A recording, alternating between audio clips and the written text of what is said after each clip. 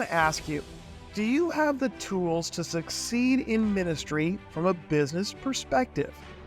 If your ministry was a department within a large corporation, would you be successful? Do you have what it takes to create customer loyalty? The Fresh Church Podcast.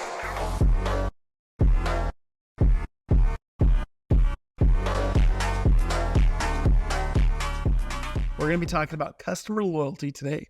I know that I'm walking a fine line. Church is not a business, or is it? Some people get upset about this conversation.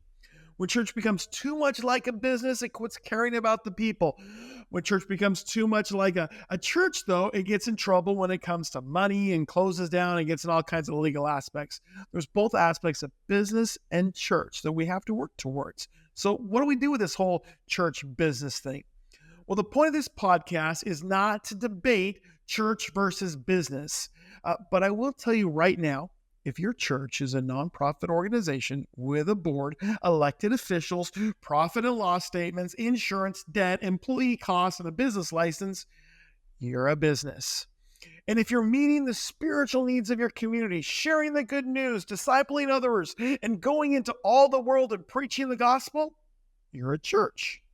Can you be both? At least in our Western civilization, you have to be both. But I want to take today's podcast and give it a spin. Are there things that we can learn from the business world that will help your ministry? What will help grow your church and impact your community? Yeah, let's dig into it. I spent a couple of years in sales in corporate America and learned so much about the business side of what we do that I never learned in seminary. I know how to take a passage of scripture and do exegesis for the original author's intent and ensure that I'm translating the heart of the passage in a way that's applicable to the listener, but I have no idea about email etiquette. What's a P&L statement? That's profit loss, showing that how much money came in, how much money you spent, and really when it comes down to it, how do you balance that budget? One of the most important things I learned was the value of customer loyalty. I read an incredible book years ago by Jeffrey Gitomer entitled Customer Satisfaction is Worthless. Customer Loyalty is Priceless. And that had this tagline, how to make customers love you, keep them coming back, and tell everyone they know. I honestly don't remember a lot about this book except the title and the main point, which was this: who cares if you keep a customer happy? At some point you will upset them and they will leave. But if you can get a customer loyal, they will not only stay with you through anything, they'll tell their friends about you also. You have places like that in your life. I gas up at one gas station because they're cheaper than the gas across the street, and they'll give me 6 cents off per gallon if I use my rewards card. But I will go over the freeway in a heartbeat if their competitor's gas is cheaper. I have my go-to place, but zero loyalty. Meanwhile, I live aloft overlooking all of the activity that happens here. Below me is a coffee shop, and we love it. It's our coffee shop. They know us. We know them. Sometimes they're slow. Sometimes they mess up the order. Last week, one of them dropped my coffee in my wife's lap. Not only do we keep going back, we tell other people that we go there. We take people with us. When I meet with a pastor, we go there and we have a conversation together. My wife goes there for community events. Even my mother-in-law has coffee there with her friends. Now they've got incredible coffee. They've got a punch card that gives me bonus. After every 5, I get a free one, right? That's great. They have donuts and quiche and great food options. Listen to me brag about this place because they've got my customer loyalty. I can give you a whole list of reasons not to go there. Including there's another place in town that actually makes their coffee beans and their donuts and are cheaper. But I don't care because this is my coffee shop. Let's go a little further. We have a local ice cream company in town with 2 locations. Same owner, same ice cream, same prices. But one is the same one that my wife's dad went to when he was a child. It's the original location. There's a memory attached to it. It has a warmer feel to it, while the other one feels a little bit more like a Hallmark. This one makes it a point to greet me the second I walk in, and they push the ice cream making process as quick as they possibly can. They ask if I want a free water to drink with my ice cream. While the other, I've got to ask for it. Minor differences. Both have good customer service, but the first one ends up getting my loyalty and my return business. Do you see what I mean? There's a difference between customer service and customer loyalty. For the people who attend your church, some of them attend because it's the right thing to do. Some are there because they don't actually want to go looking for another place. Your church is convenient.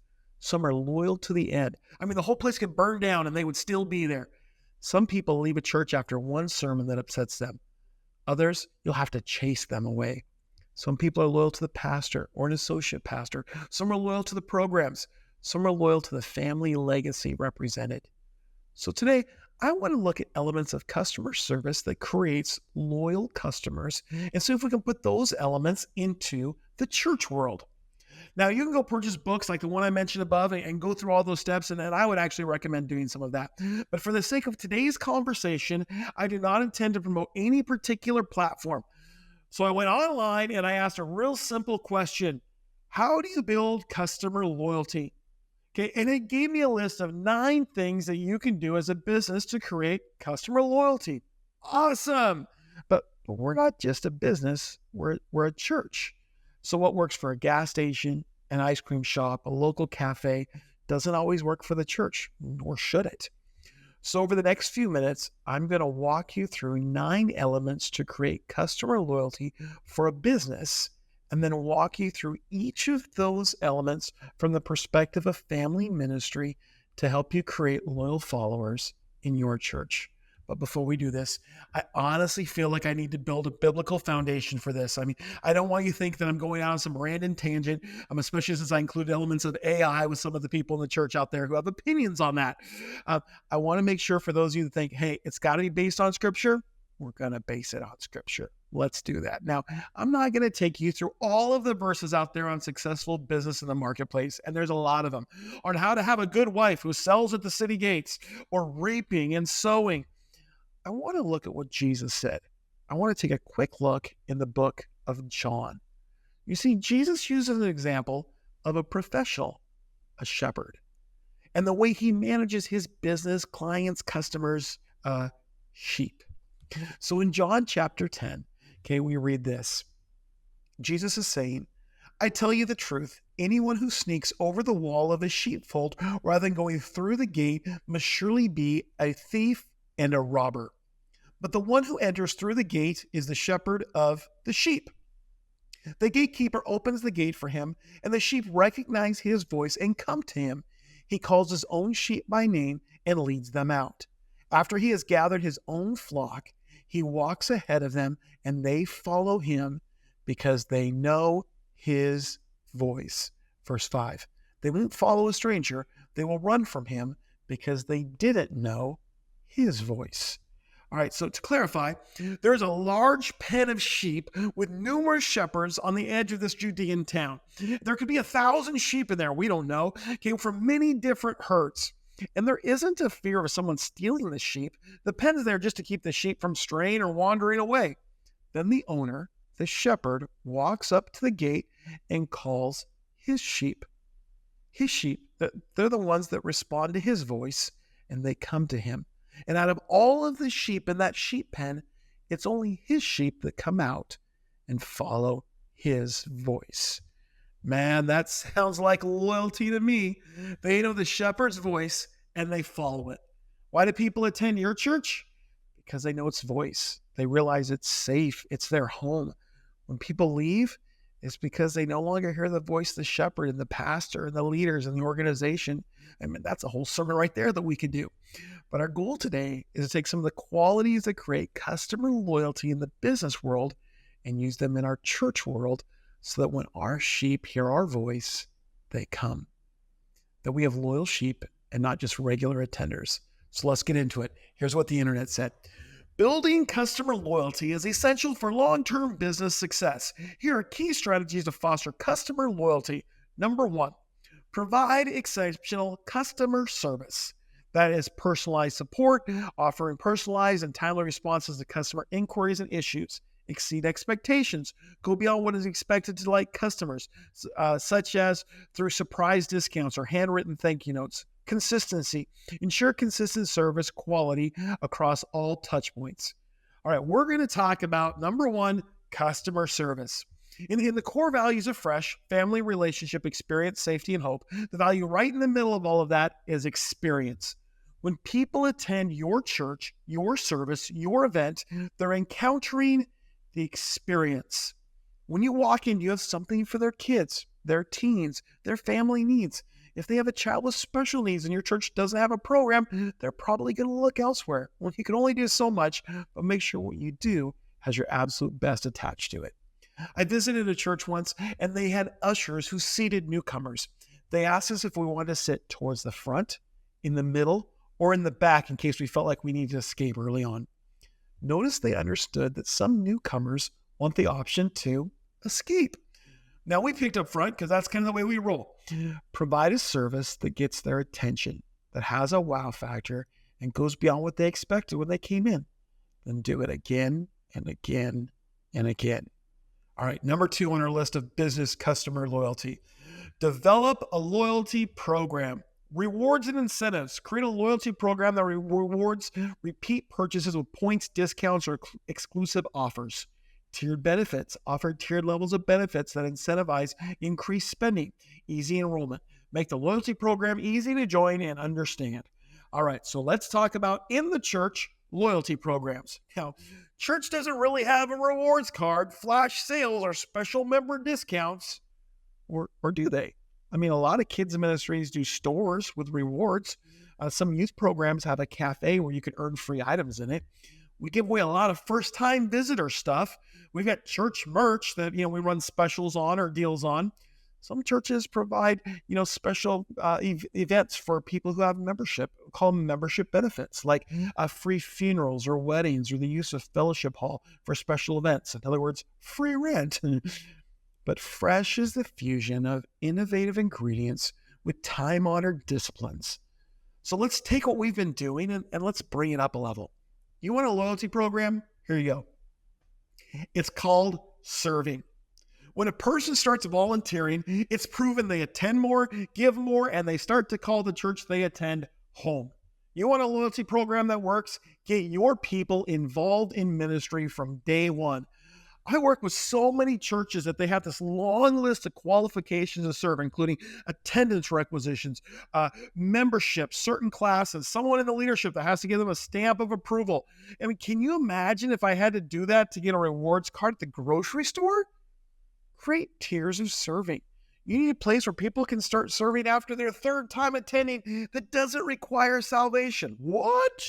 I mean, honestly, how saved do you have to be to hand somebody a bulletin, to run a camera, to point somebody to where to park? How saved do you have to be to change a baby's diaper? Oh, Pastor Tony, you're stepping on toes now. How saved was that boy who gave 5 loaves and 2 fishes to 12 young adults, by the way, who were untrained disciples of a rogue rabbi who had not died yet for their sins? One of the greatest miracles in the Bible, found in all 4 Gospels. Would your church have ever let Simon the Zealot or the Sons of Thunder be ushers?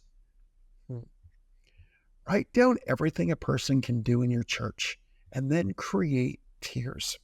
We always had 3 tiers. The first one in our family ministry was helpers, visitors, assistant leaders.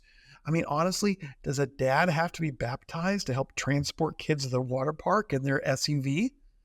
Number 2, we had leaders. So we had helpers, we had leaders. Now they were background checked. They're qualified to lead biblically within a group of students. We had done pre-screen on them. Then the third one is what we called overseers or coaches or champions. They were in charge of the team. They made sure everything was safe in the physical and the spiritual. Create a loyalty program based on serving. Watch your ministry explode overnight with committed people who understand they can help right away and they can work up in the tiers to become that overseer, that coach, that champion in your ministry. All right, number 3 on our list of business ways from customer service to create customer loyalty. Number 3, engage with customers. Regular communication, use newsletters, emails, and social media to keep customers informed and engaged. Feedback channels, actively seek and act on customer feedback to improve product and services. Personalization, tailor communication offers based on customer preferences and behavior. All right, number three, we're going to talk about engagement. Man, there is so much I could say on this point, but so let's start working our way through it. The first one is communication. Are you letting people know what's going on?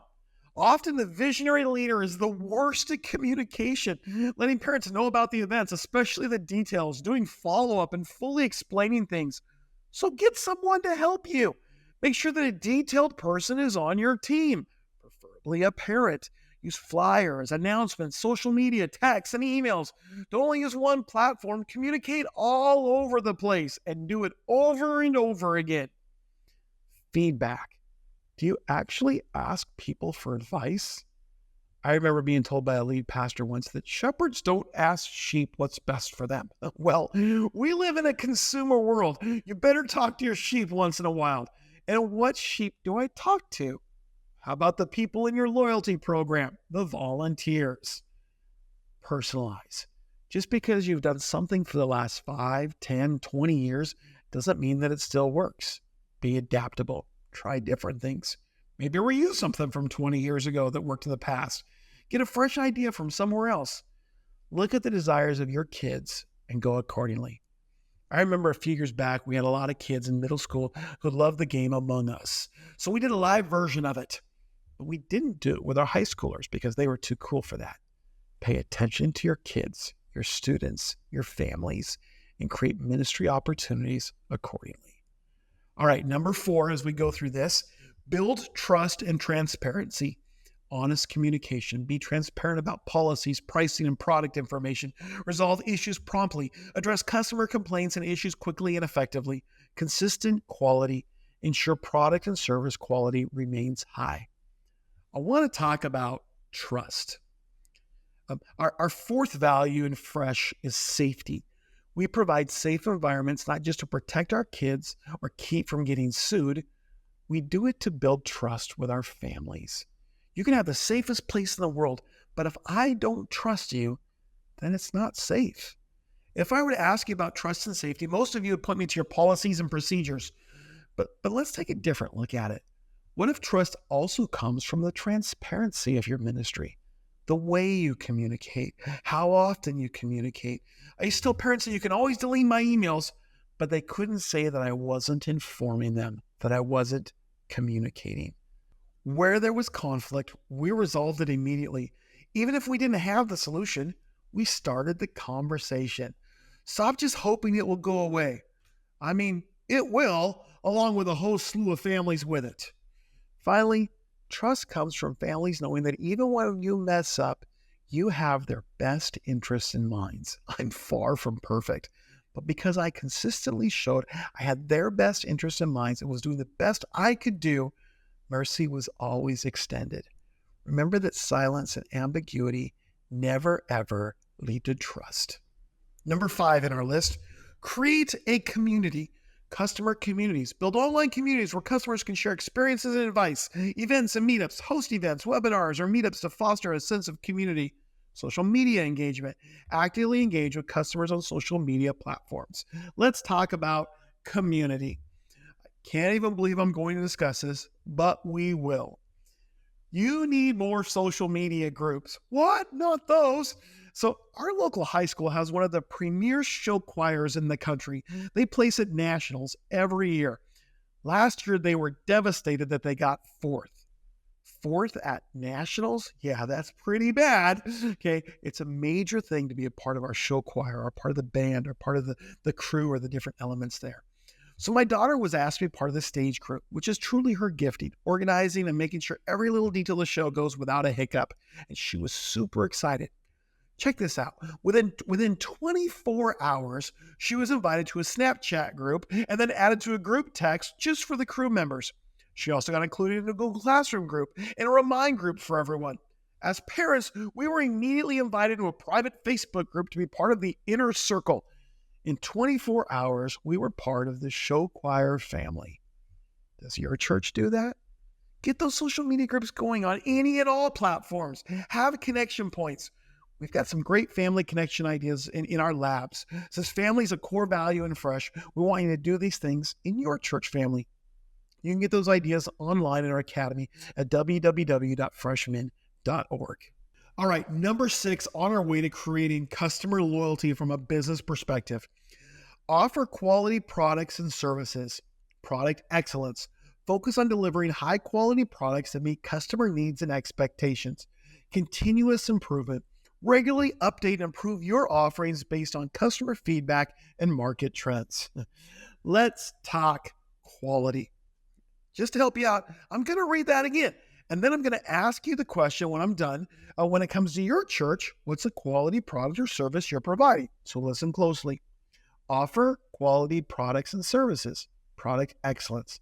Focus on delivering high quality products that meet customer needs and expectations. So, what is that quality product or service for you? Most people say the sermon or the worship. You might be saying a part of your specific ministry that you oversee. I would bet the number one answer out there has something to do with the experience. Probably the Sunday morning experience. I mean, we are a church. Worship should be hopping, lights and media and a powerful message. Yes, but Chick-fil-A. You go there for the chicken. Yeah, the chicken's good, but they surround it with waffle fries. I mean, who else has waffle fries and sweet tea and incredible milkshakes? And I mean, chicken biscuits for breakfast. Man, that's my favorite. And on top of all of that, there's this incredibly polite person who just keeps saying, my pleasure. And the speed I get my food, the quality, the experience, man, it's more than just the chicken. Your church is a whole lot more than just chicken. Parking lot, welcome team, lobby, kids ministry, student involvement, the ambiance, friendliness, connections. After all, when it's said and done, what is this experience like? I mean, the coffee's great, but making a friend goes so much farther. What if your quality product or service was, I made a friend today? And that will get kids, students, and families to want to keep coming back because it's all about relationships. Number 7. Personalize the customer experience. Customer data. Use customer data to tailor experiences and offers. Customized recommendations. Provide personalized product recommendations based on past purchases and preferences. Special occasions. Recognize and celebrate customer milestones and special occasions with personalized messages and offers. Personalized. Do you use your database?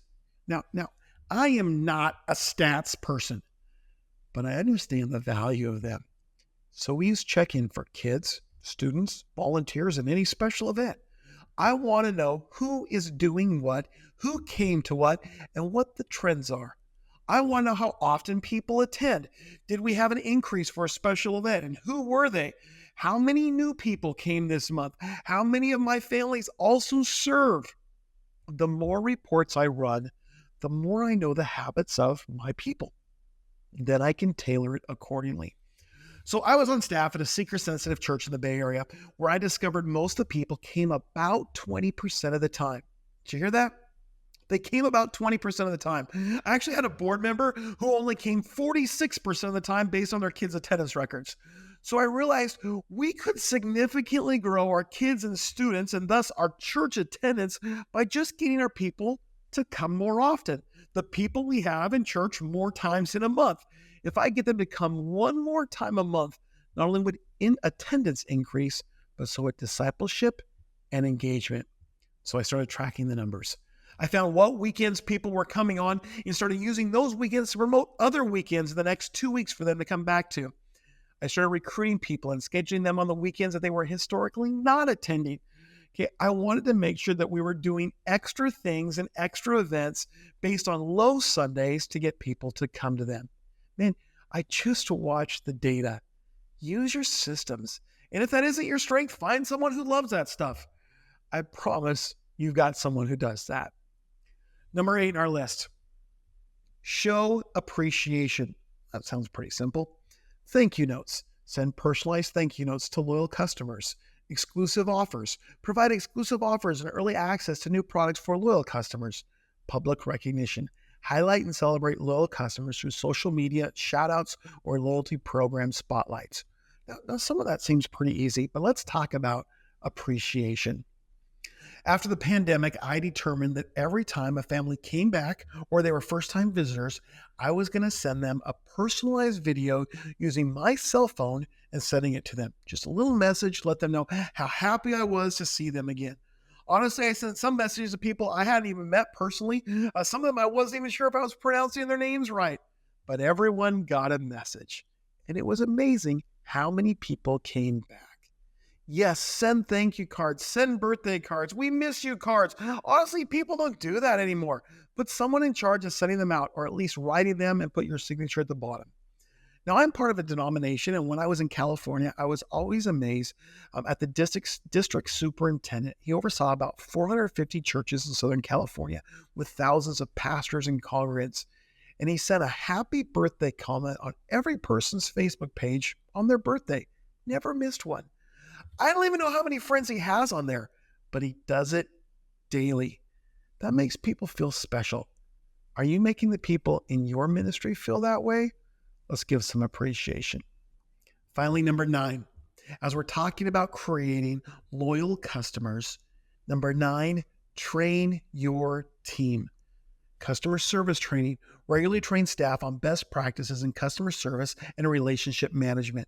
Empower employees to make decisions that benefit the customer and resolve issues swiftly. Customer center culture. Foster a culture that prioritizes customer satisfaction and loyalty. All right, let's talk about training. This is an area that is probably hurting the most. And I will say for most people, it's because they just haven't been trained themselves. You need to be coached before you can coach others. That's why I believe so strongly in coaching. I was coached by several people in my life that made me the leader that I am today. And I've seen so many leaders that I had the honor of coaching myself that have become all stars in ministry, many of them serving in roles far beyond anything they could have imagined. Train your team. Get trained yourself.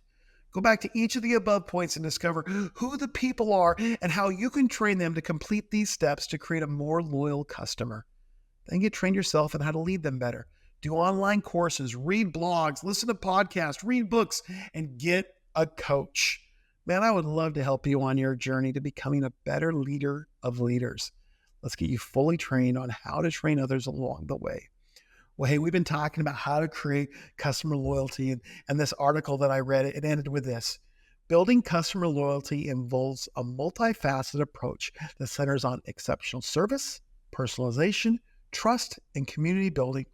By consistently exceeding customer expectations and creating meaningful, personalized experiences, businesses can cultivate a loyal customer base that drives long-term success. In other words, make a commitment to fuse innovative ingredients with time-honored disciplines that promote family, relationship, experience, safety, and hope. And watch your ministry grow attenders into loyal leaders who know your voice, your vision, your direction as you keep your ministry fresh. Hey, thanks for watching this podcast.